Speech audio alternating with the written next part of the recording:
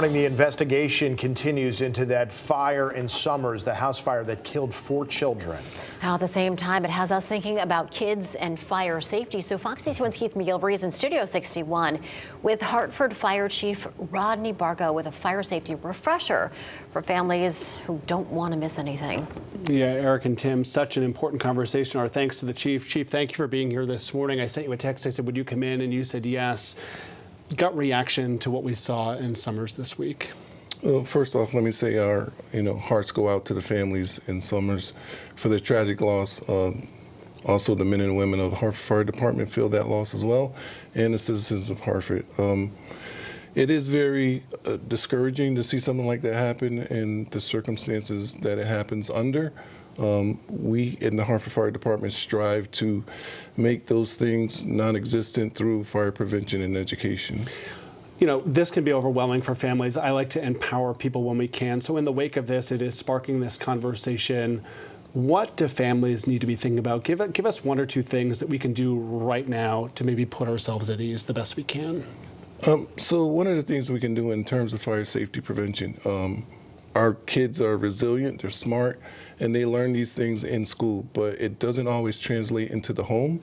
So what parents can do is teach their kids fire safety, teach them how to use fire tools in a safe manner, make sure to reinforce all of the fire safety initiatives and skill sets that they learn in school. That's one of the biggest things that we can do as parents for our children.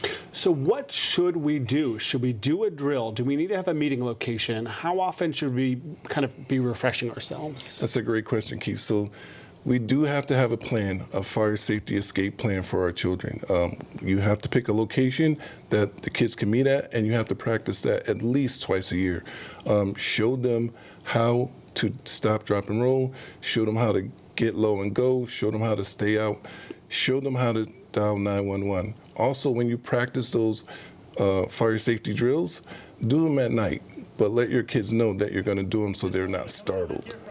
Are there mistakes that even the best intentioned parents or aunts, uncles, grandparents are making when we're tackling this issue with kids?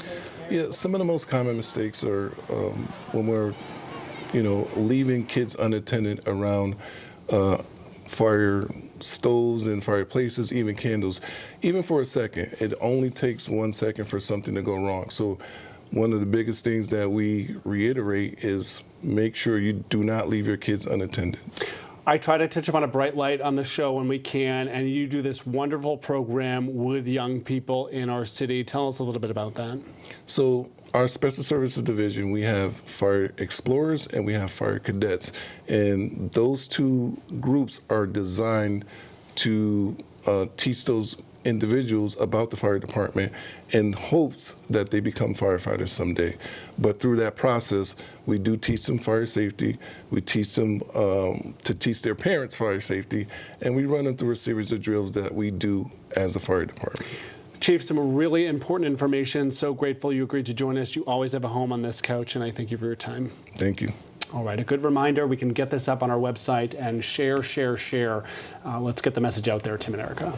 You got it. Can't do it enough. Thank you, Keith. Thanks.